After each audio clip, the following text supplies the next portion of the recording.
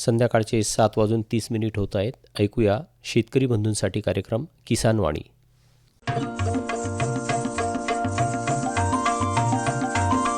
किसान वाणी, किसान वाणी, किसान वाणी, किसान वाणी. हिरव्या स्वप्नांची साध्यवाणी, प्रगत योगाची वेधवाणी, कृषी तंत्राची ही मंत्रवाणी. किसान वाणी, किसान वाणी, किसान वाणी, किसान वाणी.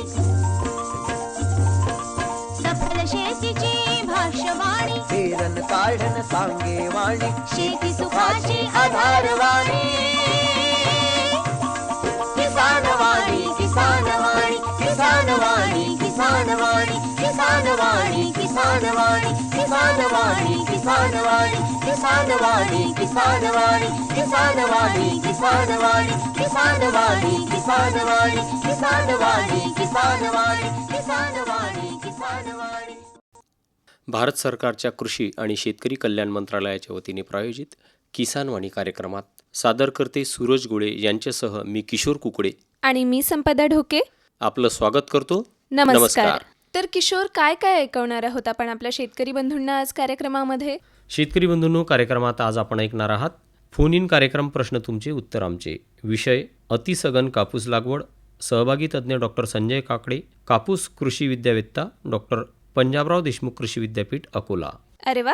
त्याचसोबत आपले दैनंदिन कार्यक्रम, ज्यामध्ये आपण ऐकणार आहोत हवामान वृत्त, बाजारभाव, आजचा हवामानाचा अंदाज आणि कृषीवाणी. तर शेतकरी बंधू भगिनींनो, ऐकत रहा किसान वाणी.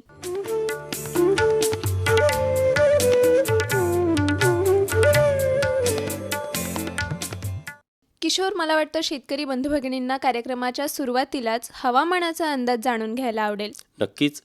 तर शेतकरी बंधूंनो, कार्यक्रमात जाणून घेऊया उद्याचा हवामानाचा अंदाज.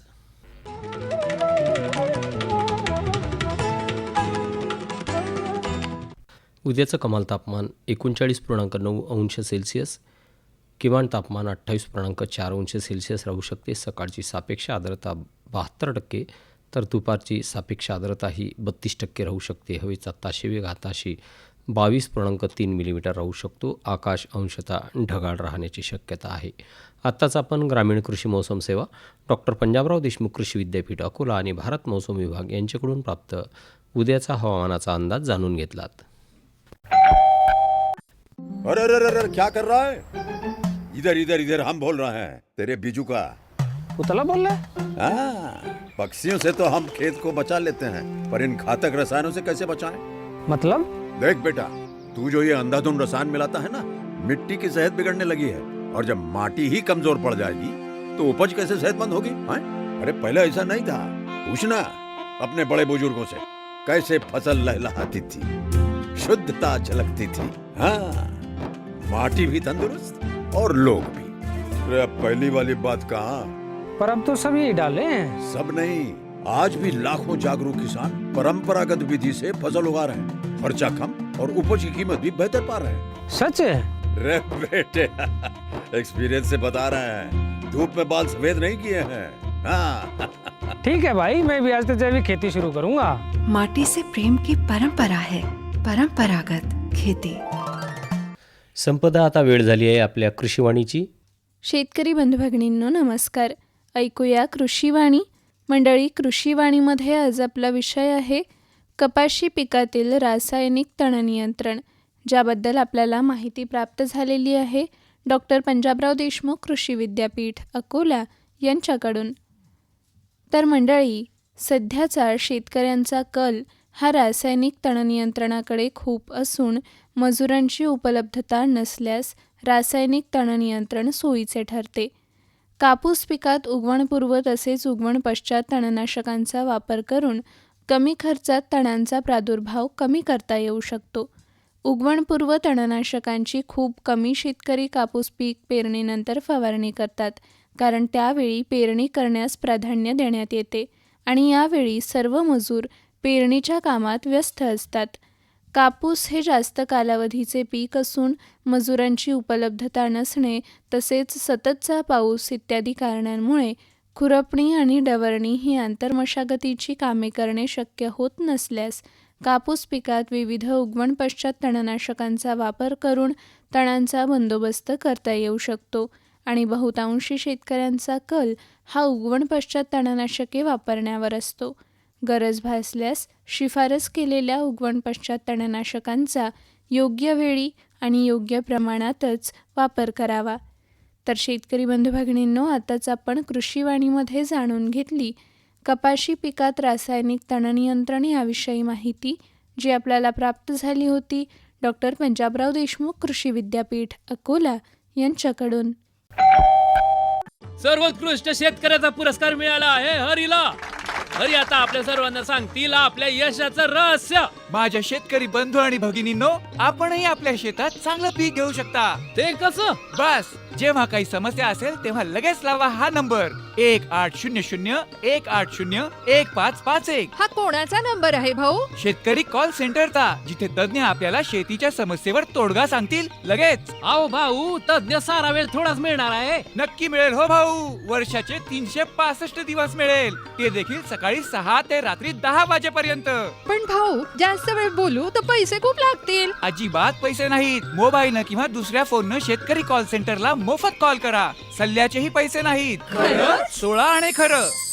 शेतकरी बंधूनो, शेतीच्या समस्यांवर आपल्या भाषेत लगेच उपाय मिळवण्यासाठी भारतात कोणत्याही फोननं राष्ट्रीय हेल्पलाईन नंबर 1800-180-1551 वर मोफत संपर्क साधा. शेतकऱ्यांचा मित्र शेतकरी कॉल सेंटर. किशोर, मला वाटतं आता आपण आपल्या मुख्य कार्यक्रमाकडे वळायला हवं. नक्कीच संपदा.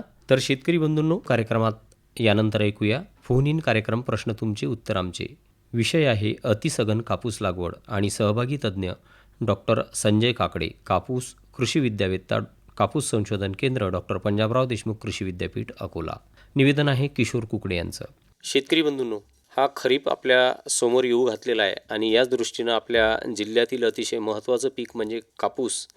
आणि या कापसाच्या संदर्भात एक वेगळी पद्धत आता शेतकऱ्यांमध्ये येते, जे की विद्यापीठानं या ठिकाणी आपल्याला शिफारस केलेली आहे की ज्या पद्धतीनं आपण कापूस पेरू शकतो आणि आपलं उत्पादन चांगल्या पद्धतीनं घेऊ शकतो, तर ती आहे अतिसघन कापूस लागवड. आणि या संदर्भात आपल्या प्रश्नांचे उत्तरं देण्यासाठी आपल्या स्टुडिओमध्ये उपस्थित आहेत डॉक्टर संजय काकडे, कापूस कृषी विद्यावेत्ता, कापूस संशोधन विभाग, डॉक्टर पंजाबराव देशमुख कृषी विद्यापीठ अकोला. सरांचं मी स्वागत करतो. सर नमस्कार. नमस्कार सर, नेमकं अतिसघन कापूस लागवड म्हणजे काय, आमच्या शेतकरी बंधूंना सांगा. आपली प्रचलित जी पद्धत होती पूर्वीची, ते शेतकरी आपण बऱ्याच जास्त लागवड अंतरावर कपाशीची लागवड करत होतो. म्हणजे साधारणतः 4 फूट बाय 2 फूट किंवा 5 फूट बाय 1 फूट किंवा 6 फुटापर्यंत सुद्धा शेतकरी ते लागवड होते. परंतु या पद्धतीमध्ये काय होतं की झाडांची प्रति हेक्टरी संख्या कमी राहायची. परंतु या अतिघन लागवड पद्धतीचा उद्देशच आहे की आपल्याला 2 ओळीतील आणि 2 झाडातील अंतर कमी करायचं. म्हणजे साधारणतः 3 फूट बाय अर्धा फूट किंवा 3 फूट बाय 1 फूट म्हणजे 2 झाडातील अंतर. तर आपल्याला प्रत्येक झाडाचं उत्पादन वाढवल्यापेक्षा आपल्याला प्रति एकरी किंवा प्रति हेक्टरी झाडांची संख्या वाढवून आपल्याला कसं कापसाचं उत्पादन वाढवता येईल. म्हणजे पूर्वी साधारणतः एका हेक्टरमध्ये 18,500 झाडं बसायची, तर आता एकरातच 29,000 15,000पर्यंत झाडं आपण बसू शकतो. आणि त्या पद्धतीने आपण कापसाचं उत्पादन अतिघनता पद्धतीत वाढवू शकतो. सर, एक कॉल येतो, कॉल घेऊया. हॅलो. हॅलो, नमस्कार. हा काय झाले? आपण कोण बोलता? निमखेडवरून गिरे बोलून राहिलो. गिरे. बरं, गिरे साहेब, काय प्रश्न आहे आपला? कोणतं बियाणं लावायचं? तुम्ही कापूस लावता काय? हो, कापूस लावत असता. तुम्ही किती बाय कितीवर लावता? आम्ही 56 बाय 40 वर. हां, तर ही पद्धत थोडी वेगळी आहे. सर तुम्हाला थोडक्यात समजून सांगतील की या पद्धतीनं आपण कसं लावलं पाहिजे.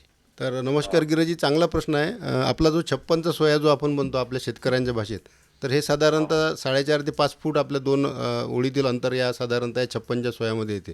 परंतु आपल्याला जास्त लागवड अंतरावर जर आपण लागवड केली तर आपल्याला प्रति हेक्टरी झाडांची संख्या, जे प्रति एकरी झाडांची संख्या अपेक्षित झाडसंख्या भेटत नाही. तर त्यामुळे आपल्याला उत्पादन त्याच्यातून कमी मिळते. साधारणतः आपली भारी जमीन असू शकते म्हणून आपण जास्त लागवड अंतर घेता, परंतु मध्यम ते भारी जमिनीवर आपल्याला आता या अतिसघन लागवड पद्धतीमध्ये 3 फुटाचा म्हणजे साधारणतः 48चा सोया तुमच्या भाषेमध्ये आपण म्हणू शकतो की 48चा सोयात आपण लागवड करू शकतो. तर हे 48चा सोया म्हणजे 3 फूट लागवड अंतर. त्याच्यामुळे 3 फूट 2 ओळीतील अंतर आणि झाडातील अंतर 1 फूट म्हणजे 2 झाडातील अंतर 1 फूट. तर अशा पद्धतीचं लागवड अंतर जर आपण ठेवलं तर साधारणतः आपल्याला एका एकरामध्ये 14,814 झाडं बसतात. तर त्या अनुषंगाने आपल्याला झाडाची संख्या वाढवून आपल्याला प्रत्येक झाडाचं उत्पादन घेतल्यापेक्षा आपल्याला असे वाण आता बाजारात उपलब्ध आहे की कमी गळफांद्या असणारे किंवा त्याची जास्त वाढ न होणारे, जास्त फांद्या न करणारे आणि सरळ वाढणारे आणि बुटके वाण किंवा त्याचं बोंडाचं वजन चांगलं असते. तर अशा पद्धतीच्या वाणाची निवड आपण जर केली आणि कमी लागवड अंतरावर आपण जर याची लागवड केली तर आपल्याला 140 ते 150 दिवसात येणारे बरेचसे वाण बाजारात उपलब्ध आहेत. खाजगी कंपन्याचे आहेत, काही विद्यापीठाहीसुद्धा आहेत. तर या वाणांची लागवड करून आपण जास्त अंतरावर लागवड न करता, कारण की पूर्वी काय की आपल्याला जास्त लागवड अंतरावर आपण याच्यासाठी करू तसे वाण उपलब्ध होते, जास्त फांद्या करणारे किंवा एका झाडापासून जास्त उत्पादन घेण्याचा शेतकऱ्यांचा कल होता. परंतु आता या अतिघनता लागवड पद्धतीमध्ये आपल्याला प्रति एकरी झाडांची संख्या वाढून आपल्याला कापसाचं उत्पादन आपल्याला घेता येऊ शकते. तिथे आपल्या जमिनी परवती आपल्याला लागवड अंतर कमी जास्त करता येते. बरं. ठीक आहे, धन्यवाद. हॅलो, हां हॅलो, आकाशवाणी अकोला. आपलं नाव काय? माझं नाव अनिल आटोटे, राहणार समशेरपूर, तालुका मुर्तिया, जिल्हा अकोला. बरं बरं 32 कापूस. यावर्षी पाऊस कमी आहे जरा. बरं. कपाशीच्या चांगल्या घराच्या कोणत्या म्हणजे लवकर येणाऱ्या किंवा कमी पावसात येणाऱ्या अशा कोणत्या घराच्या? बरं बरं, आपल्यासोबत डॉक्टर काकडे सर आहेत, परिचित वाहन आहेत, त्याच्या संदर्भात माहिती देतील. नमस्कार शेतकरी बंधूंनो. तर आपला जो प्रश्न आहे यावर्षीचा पाऊसमान लक्षात घेता आपल्याला कपाशीच्या आजचा जो विषय अतिघनता लागवड तंत्रज्ञान, तर आता यावर्षीच्या पाऊसमानानुसार आपल्याला कमी कालावधीचे वाण साधारणतः निवडावं लागतील. साधारणतः म्हणजे 140 ते 150 दिवसात जे तयार होतात आणि आपल्याला समजा याच्यानंतर समजा बागायती व्यवस्था असली तर आपल्याला दुबार पीकसुद्धा घेता येते. म्हणून आता बाजारात अनेक वाण उपलब्ध, बीटी वाण उपलब्ध आहेत. तर त्यापैकी आता आपण जे आपला अनुभव असेल आपल्या मागच्या म्हणजे आपण कापूस उत्पादक शेतकरी आहातच, तर आपला मागचा अनुभव लक्षात घेता किंवा इतर शेतकऱ्यांचा जो अनुभव आहे त्यानुसार वाणांची निवड आपण करणे गरजेचे आहे.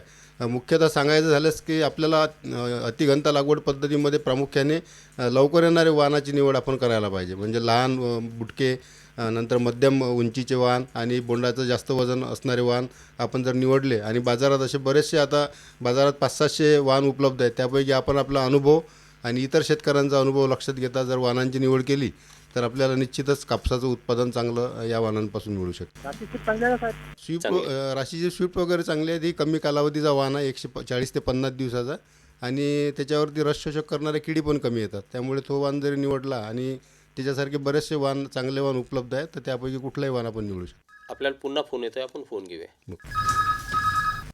हॅलो हॅलो, नमस्कार सर. नमस्कार नमस्कार. माझे 2 प्रश्न होते सर. मी सावरगाववरून बोलतो. नाव सांगा. प्रदीप खोत बोलतो मी सावरगाववरून. बरं बरं, विचारा प्रश्न. तालुका अकोट.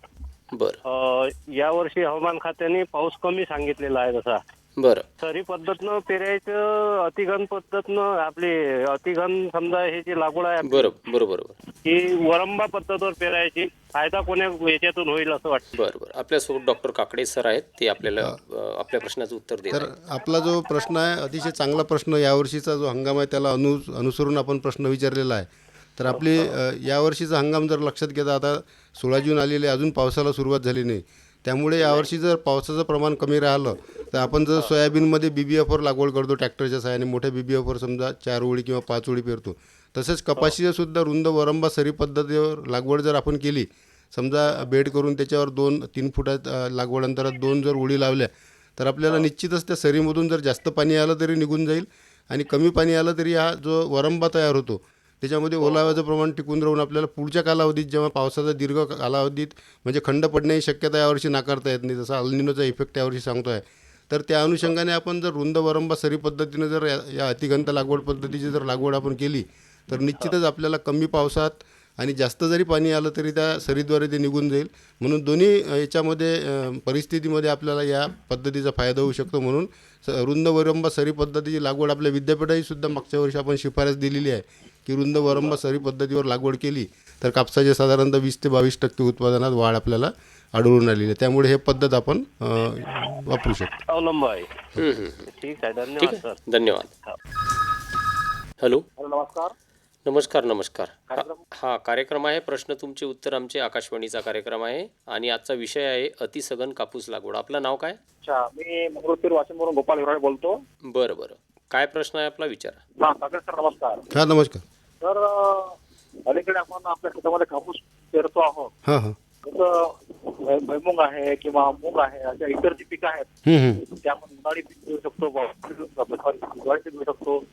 पराठीचं जे पीक आहे ते फक्त आपण पावसाळ्यात घेऊ शकतो का? तर हंगामामध्ये त्याची घेण्याची शिफारस नाही. साधारणतः आपल्याला मान्सूनच्या पेरणीवरच आपलं हे कपाशीचं पीक समजा पावसावर अवलंबून राहते आणि तशा काही इतर हंगामात घेण्याची कपाशीची म्हणजे हे नाही. जसं आपण आता आपल्या विदर्भाचा विचार केला तर आपल्या इथं साधारणतः मोसमी पावसावर म्हणजे 15 जूनपासून आपण सुरुवात करतो. परंतु हे भाग परत्वेसुद्धा बदलते. आता समजा आपण तिकडे नॉर्थ इंडियामध्ये किंवा उत्तर भारतात गेलो तर तिथं 15 एप्रिलपासूनच कपाशीची लागवड होते. तर ते हवामान बदलानुसार आणि विभागानुसार त्याच्या पेरणीचा कालावधी ठरलेला आहे. त्यामुळे आपल्या विदर्भाचा जर विचार केला तर आपल्याला फक्त पावसाळी हंगामातच आपल्याला हे कपाशीचं पीक घेण्याची आपली शिफारस आहे. असं इतर हंगामात आपल्याला ते घेता येणार नाही. ठीक आहे, धन्यवाद. ठीक आहे, धन्यवाद सर. आता जसं हंगामाचा संदर्भात प्रश्न आपल्याला आला तसंच मला असं विचारायचं आहे की नेमकं अतिसघन कापूस लागवडीसाठी शेतकऱ्यांनी कोणत्या जमिनीची निवड केली पाहिजे? बरोबर, चांगला प्रश्न आहे. कारण की अतिघनता लागवड पद्धतीमध्ये विशेषतः आपल्याला कुठल्याही जमिनीत कुठलंही लागवड अंतर चालत नाही. की आपल्याला जमिनीच्या मगदूर कसा आहे, जमीन आपली कशी आहे. समजा उथळ लाल काळी किंवा हलकी जमीन ज्याला आपण बरड जमीन जे म्हणतो बऱ्याचशा भागामध्ये जे आहे तर त्यामध्ये आपण जर जास्त लागवड अंतर जर घेतलं तर ती योग्य ठरणार नाही. म्हणून अशा जमिनीमध्ये लाल काळ्या किंवा उथळ जमिनी किंवा हलक्या जमिनीमध्ये आपल्याला 3 फूट बाय अर्धा फूट या लागवड अंतरावर आपण ते लागवड करू शकतो. आणि आपण प्रश्न नंतर घेऊ सर. एक कॉल येते, कॉल घेऊया. हॅलो नमस्कार, आपलं नाव? नमस्कार, आकाशवाणी अकोला आणि कार्यक्रम आहे प्रश्न तुमचे उत्तर आमचे, विषय आहे. हो, तुमचं नाव सांगा ना आम्हाला. प्रशांत पाटील. बरं बरं, प्रशांत भाऊ विचारा प्रश्न. प्रश्न हा होता की असं म्हणतात की जर कपाशी पीक जे आहे हे जर दाटलं तर त्याच्यामध्ये किडी आणि रोगांचा प्रादुर्भाव हा भरपूर प्रमाणात होतो. मग या अतिघनता लागवडीमध्ये ते अंतर कमी करण्यात आल्यामुळं त्याच्यामध्ये पीक दाटण्याची शक्यता जास्त आहे. तर याच्यामध्ये मग किडी आणि रोगांचं व्यवस्थापन कशा प्रकारे करायला पाहिजे? तर आपल्या प्रश्नाचं उत्तर देत आहेत डॉक्टर काकडे सर. अतिशय म्हणजे योग्य. आणि कसं आहे की आपण जे म्हणतो जास्त जर घन लागवड झाली तर तिथं आपल्याला विशेषतः कपाशी पिकाचा जर विचार केला तर रस शोषक किडींचा प्रादुर्भाव या पद्धतीमध्ये जास्त राहू शकतो. कारण की आपण 3 फूट बाय अर्धा फूट जर लागवड केली तर जवळजवळ झाडं राहतात. आणि म्हणजे कसं आहे की ते कीटकांनासुद्धा सोयीस्कर होते या झाडावरून त्या झाडावरती त्यांचा प्रवास करायला. तर त्या दृष्टीने आपण जर विचार केला तर अतिघनता लागवड पद्धतीमध्ये विशेषतः रस शोषक करणाऱ्या किडींचा प्रादुर्भाव हा थोडाफार आपल्या प्रचलित पद्धतीपेक्षा निश्चितच जास्त राहू शकतो. परंतु त्याचं जर नियोजन आपण म्हणजे आर्थिक नुकसानाची पातळी पाहून समजा मावा असेल, तुडतुडे असेल, पांढरी माशी असेल, या ज्या रस शोषक करणाऱ्या किडी आहेत तर त्याचं व्यवस्थापन जर आपण सुरुवातीपासून केलं आणि विशेषतः जे आताचे जे बाजारात वाण उपलब्ध आहेत अतिघनता लागवड पद्धतीमध्ये तर ते प्रामुख्याने रस शोषक किडीस म्हणजे प्रतिकारक असे वाण उपलब्ध आहेत. त्यामुळे शेतकऱ्यांचा कलसुद्धा असा असतो की आपल्याला रस शोषक किडींना कमी प्रादुर्भाव बळी पडणारे वाण निवडायला पाहिजे. त्यामुळे हा एक वाणांचं एक वैशिष्ट्य असं आहे की रस शोषण करणाऱ्या किडींना कमी त्याचा प्रादुर्भाव होतो. आणि याचं नियोजन जर आपण सुरुवातीपासून केलं. अजून यामध्ये दुसरं अतिघनता लागवड पद्धतीमध्ये बोंडसड हा सुद्धा एक विषय आहे. आपल्याला जर जास्त अतिघनता लागवड पद्धतीमध्ये जर जास्त झाडांची संख्या झाल्यामुळे की नंतर ढगाळ वातावरण आणि सारखा जर पाऊस सप्टेंबर ऑक्टोबरमध्ये आला तर बोंडसळ होण्याची सुद्धा शक्यता नाकारता येत नाही. त्यामुळे या बोंडसळीचे 2 प्रकार, त्यामध्ये आंतरिक बोंडसळ आणि बाह्य बोंडसळ. तर त्यासाठी चांगली बुरशीनाशकसुद्धा बाजारात उपलब्ध आहे. तसंच रसशोषक करणाऱ्या किडींचा प्रादुर्भाव टाळण्यासाठी सुद्धा काही शिफारशीत विद्यापीठाने केलेले म्हणजे रस शोषक करणाऱ्या किडीविरोधात जे कीटकनाशकं आहेत जे शिफारशीत आहेत त्याचा वापर आपण आर्थिक नुकसानाच्या पातळीनुसार करावा. आणि बोंडसळसाठी सुद्धा कॉपर ऑक्झिक्लोराईड आहे, नंतर प्रोपिनेप आहे. तर यासारखी बुरशीनाशकाचा वापर करून आपल्याला प्रामुख्याने या अतिघनता लागवड पद्धतीमध्ये रस शोषक किडी आणि बोंडसळ प्रामुख्याने आपल्याला हा म्हणजे प्रमुख याचा प्रादुर्भाव होऊ शकतो. त्या दृष्टीनं याचं नियोजन करणं शेतकऱ्यांना महत्त्वाचं आहे. धन्यवाद साहेब, तुम्ही माहिती दिली. पण मला असं वाटतं की शासन या अतिघनता लागवड पद्धतीला जे प्रोत्साहन देत आहे त्याकरिता कीड आणि रोग हे त्यामधलं एक प्रमुख कारण आहे की ज्याच्यामुळं शेतकरी जो आहे त्या गोष्टीकडे जायला तयार होत नाही. तर त्यावरती सविस्तर मार्गदर्शन हे शेतकऱ्याला जर मिळालं तरच ही पद्धत जी आहे शेतकऱ्यांमध्ये जी आहे ती लोकप्रिय होईल किंवा ती रुजेल. बरोबर आहे. आम्ही या अतिघांत लागवड पद्धतीची या तंत्रज्ञानाचा प्रसार करतोय, त्याच्यासोबतच कीड आणि रोगांचं कसं व्यवस्थापन करावं याविषयी सुद्धा विद्यापीठ मार्गदर्शन किंवा कृषी विभाग असेल यांच्या माध्यमातून शेतकऱ्यांना नियमित याचं मार्गदर्शन मिळत राहते. निश्चितच साहेब, या विषयावर जर मार्गदर्शन झालं तर ही पद्धत जी आहे ही शेतकऱ्यांमध्ये निश्चित लोकप्रिय होईल अशी आशा आहे. धन्यवाद मार्गदर्शन केल्याबद्दल. धन्यवाद. धन्यवाद. सर आपल्याला पुन्हा कॉल येत आहे, आपण कॉल घेऊया. हॅलो. हॅलो, नमस्कार. नमस्कार. नमस्कार. आपला कार्यक्रम आहे प्रश्न तुमचे उत्तर आमचे. अति घनता कापूस लागवड हा आपला आजचा विषय आहे आणि आपले विषय तज्ज्ञ आज आहेत डॉक्टर संजय काकडे. आपलं नाव काय? रामेश्वर उंडाळ. कुठून बोलताय उंडाळ भाऊ? तेलका. चेलका. बरं, काय प्रश्न आहे विचारा. प्रश्न असा आहे सर की आता कपाशीची लागवड थोडी आमचा उशीर होऊन राहिला. बरं. त्यासाठी लवकर येणारी व्हेरायटी कुठली आहे आणि पेरणीसाठी आता थोडं अंतर कमी केलं चालेल का? बरं बरं बरं. त्याच संदर्भात आपला आजचा विषय आहे. सर बोलतायत आपल्यासोबत डॉक्टर काकडे सर. तर रामेश्वर भाऊ, प्रश्न तुमचा असा आहे की यावर्षीचा पाऊसमान जरी आता सुरुवात झालेली नाही, परंतु अजून कपाशीच्या म्हणजे वेळेवर पेरणीची आपली विद्यापीठाची समजा शिफारस आहे की 15 ते 30 जूनपर्यंत आपण कपाशी लागवड करू शकतो आणि साधारणतः 10 जुलै नंतर जर पेरणी केली तर आपल्याला त्या जसं उशीर होईल तसं उत्पन्नात घट येते. त्यामुळे आता जरी समजा 5-7 दिवसात 8 दिवसात जर चांगला पाऊस आला तर आपल्याला 30 जूनपर्यंत आपली पेरणी 5 जुलैपर्यंत करता येऊ शकते. परंतु आता यावर्षीचा हंगाम थोडा लेट होण्याची शक्यता नाकारता येत नाही आणि पुढेसुद्धा पावसात खंड पडण्याची शक्यता यावर्षी आहे. तर त्यामुळे अशा परिस्थितीमध्ये आपल्याला कमी कालावधीचे वाण समजा 140 ते 150 दिवसात येणारे जे परिपक्व होणारे वाण आहेत किंवा लवकर येणारे वाण ज्याला म्हणतो, तर त्याची वाणांची जर आपण निवड केली आणि बाजारात बरेचसे खाजगी काही विद्यापीठाचे वाणसुद्धा उपलब्ध आहेत लवकर येणारे, तर त्याची जर आपण लागवड या हंगामात जर केली तर आता आपल्याला पावसाची वाढ आपण सर्व शेतकरी बंधू पाहत आहोत. तर आपण अशी अपेक्षा करूया लवकर पावसाला सुरुवात होईल आणि आपण जे रेग्युलर आपला जो दरवर्षीप्रमाणे हंगाम राहील तसाच हंगाम यावर्षीसुद्धा राहील अशी अपेक्षा करतो आणि 30 जून 5 जुलैपर्यंत आपण कपाशीची पेरणी करून आपलं चांगलं उत्पादन आपल्याला कपाशीचं मिळू शकतं. बरं, तर आणखी एक प्रश्न असा आहे सर, आपण 90 बाय 30 सेंटीमीटर कपाशी पेरणी करतो, तर 90च्या जागेवर जर आपण 75 बाय 30 केली तर चालेल का? नाही, ते 75 बाय 30 म्हणजे आपली साधारणतः मध्यम ते भारी जमीन जर असली तर आता आपली शिफारस तशी 75ची नाही. आता त्याच्यावर संशोधन आम्ही हाती घेतलं आहे किंवा अजून आपल्याला लागवड अंतर कमी करता येईल काय, परंतु सध्या तशी शिफारस नाही. परंतु 3 फूट हे जे लागवड अंतर आपल्या मध्यम भारी जमिनीत आहे तर ते 3 फूट आणि 2 झाडातील अंतर जर आपण थोडीफार हलकी असेल तर 2 ओळीतलं अंतर कमी न करता आपण 2 झाडातलं अंतर 1 फुटाऐवजी 15 सेंटीमीटर किंवा अर्धा फूट करू शकतो. परंतु 75 सेंटीमीटर खूप जास्त जवळ होईल. त्यामुळे आता याच्या आधीच आपण एक प्रश्न पाहिला की बरं रसशोषक करणाऱ्या किडी आणि बोंडसळचं प्रमाण, त्यामुळे तो संभाव्य धोका टाळण्यासाठी आपल्याला कमीत कमी 3 फूट तरी 2 ओळीतील लागवड आपल्याला अंतर ठेवणे क्रमप्राप्त आहे. म्हणून हॅलो. हॅलो. हां, नमस्कार. नमस्कार सर. आपलं नाव काय? विजय केशवराव उंडाळ चलका. बरं, उंडाळ साहेब, काय प्रश्न आहे आपला? सर, प्रश्न असा होता की आपल्या अतिघनता कापूस लागवडमध्ये एकरी बियाणं किती लागेल सर? हां, एकरी बियाणं हे आपल्या लागवड अंतरावर अवलंबून राहील. साधारणतः आपली मध्यम ते भारी जमीन असेल तिथं 3 foot by 2 foot 3 foot by 1 फुटावर जर आपण लागवड करत असू तर तिथं साधारणतः एकरी 4 पाकिटं लागतात समजा आणि हेक्टरी समजा 10 पाकिटं आपण तिथं लावू शकतो. आणि हलकी किंवा बरड जमीन आहे, लाल जमीन आहे, तिथे 3 फूट बाय अर्धा फूट लागवड अंतरावर जर लागवड केली तर आपल्याला एकरी 6 पाकिटं लागतात, म्हणजे 15 पाकिटं हेक्टरी लागतात. तर त्यामुळे आपल्याला हे पाकिटांचं प्रमाणसुद्धा आपल्या जमीन परत्वे आपलं लागवड अंतर किती आहे त्याच्यानुसार आपल्या या पाकिटांची संख्या किंवा बियाणांची संख्या म्हणजे त्याची अवलंबून राहते. तर त्यामुळे आपल्या लागवड अंतरानुसार आपल्याला बियाणाचं प्रमाण कमी जास्त ठरवता येते. ठीक आहे, धन्यवाद. धन्यवाद सर. खूप छान प्रश्न आपल्या आजच्या या कार्यक्रमासाठी आले, परंतु तरी मला शेतकरी बंधूंच्या वतीनं हे विचारायचं आहे की नेमकं आपण अतिघनता लागवड पद्धत जी आहे कपाशीमधली त्यामध्ये शेतकऱ्यांना होणारे कोणते फायदे सांगता येतील? निश्चितच हे अतिशय आता नवीन तंत्रज्ञान ज्याला आपण म्हणू शकतो, कारण आपल्याला माहीत आहे की आपण बीटी तंत्रज्ञान आल्यापासून जरी आपलं कापसाची उत्पादकता वाढली परंतु आता या कापसाच्या उत्पादकतेत एक स्थिरता आलेली आहे. म्हणजे जशा पद्धतीनं आपलं उत्पादन वाढायला पाहिजे त्या पद्धतीनं वाढत नाही. आणि त्याच धर्तीवर आता केंद्र शासनाचा एक खूप आयामी एक प्रोजेक्ट आपल्या इथं आलेला आहे. तर जवळपास त्याच्यामध्ये अतिघनता लागवड किंवा क्लोजर स्पेसिंग म्हणजे सघन लागवड यावर जास्त भर देण्यात येणार आहे. तर या लागवड पद्धतीचे फायदे म्हणजे की याच्यात साधारणतः 20 ते 30% उत्पादन वाढ, आपल्याला झाडांची संख्या हेक्टरी किंवा एकरी आपण म्हणू शकतो ते वाढल्यामुळे आपल्याला जास्त उत्पादन वाढ मिळू शकते. या पद्धतीमध्ये लवकर येणारे वाण आपण शिफारसीत करतो, साधारणतः 140 ते 150 दिवस.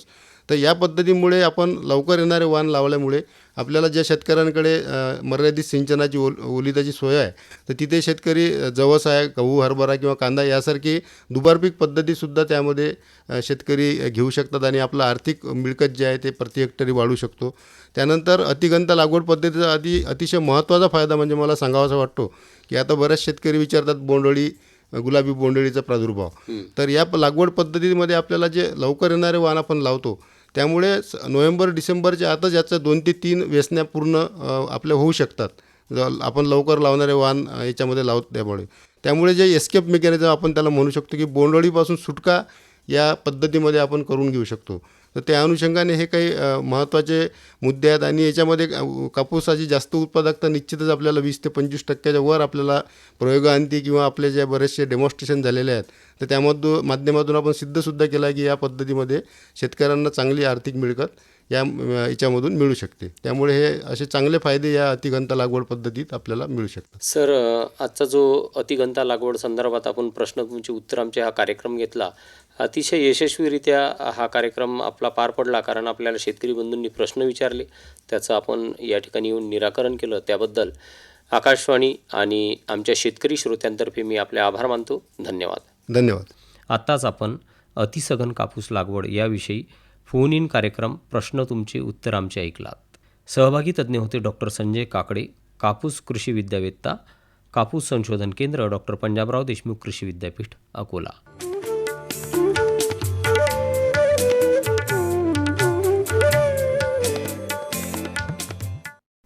मला वाटतं यानंतर आपल्या शेतकरी बंधू भगिनींना बाजारभाव जाणून घ्यायला आवडेल. तेव्हा कसे आहेत आजचे बाजारभाव? होय संपदा. तर शेतकरी बंधूंनो, जाणून घेऊया कृषी मालाचे आजचे बाजारभाव. बाजारभाव प्रति क्विंटलमध्ये कमीत कमी आणि जास्तीत जास्त अशा स्वरूपाचे आहेत. ज्वारी लोकल 2090 ते 2530 रुपये, आवक 17 क्विंटल. गहू लोकल 2190 ते 2600, आवक 587 क्विंटल. उडीद 6030 ते 6030, आवक 10 क्विंटल. मूग 6795 ते 7140, आवक 66 क्विंटल.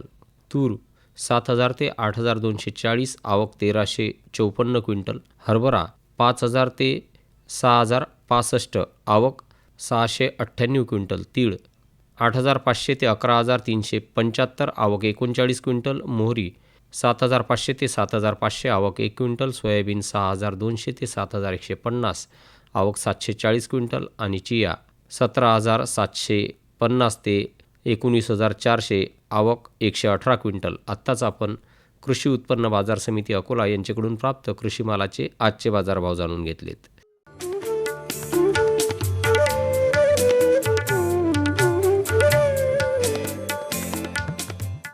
आपल्या शेतकरी बंधू भगिनींना आजचं हवामान वृत्तसुद्धा जाणून घ्यायला आवडेल. तेव्हा सरते शेवटी आपल्या शेतकरी बंधू भगिनींना आजचे हवामान वृत्त सांग. होय संपदा. तर शेतकरी बंधूंनो, कार्यक्रमाच्या शेवटी जाणून घेऊया आजचं हवामान वृत्त. आजचं कमाल तापमान 40 अंश सेल्सिअस, किमान तापमान 28.8 अंश सेल्सिअस, प्रखर सूर्यप्रकाश 9.5 तास, हवेचा ताशवेग 10 किलोमीटर.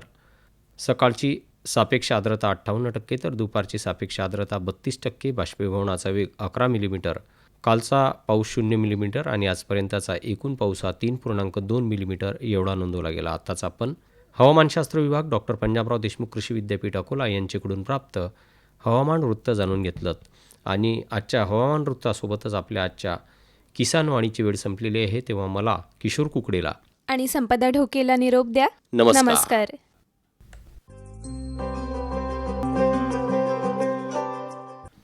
आजच्या किसान वाणी कार्यक्रमाचे सादरकर्ते होते सूरज गोळे. आताच आपण भारत सरकारच्या कृषी आणि शेतकरी कल्याण मंत्रालयाच्या वतीने प्रायोजित किसान वाणी कार्यक्रम ऐकलात.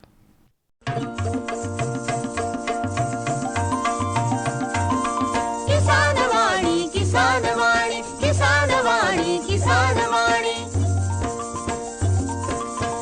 नव्या स्वप्नांची साध्यवाणी प्रगत योगाची वेधवाणी कृषी तंत्राची ही मंत्रवाणी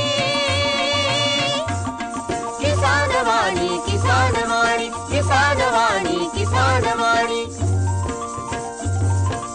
सफल शेतीची भाष्यवाणी पेरन काढन सांगे वाणी शेती सुखाची आधारवाणी किसान वाणी किसान वाणी किसान वाणी किसान वाणी किसान वाणी किसान वाणी किसान वाणी किसान वाणी किसान वाणी किसान वाणी किसान वाणी किसान वाणी किसान वाणी किसान वाणी किसान वाणी किसान वाणी किसान वाणी किसान वाणी. आत्ताच आपण शेतकरी बंधूंसाठी प्रसारित किसान वाणी कार्यक्रम ऐकलात.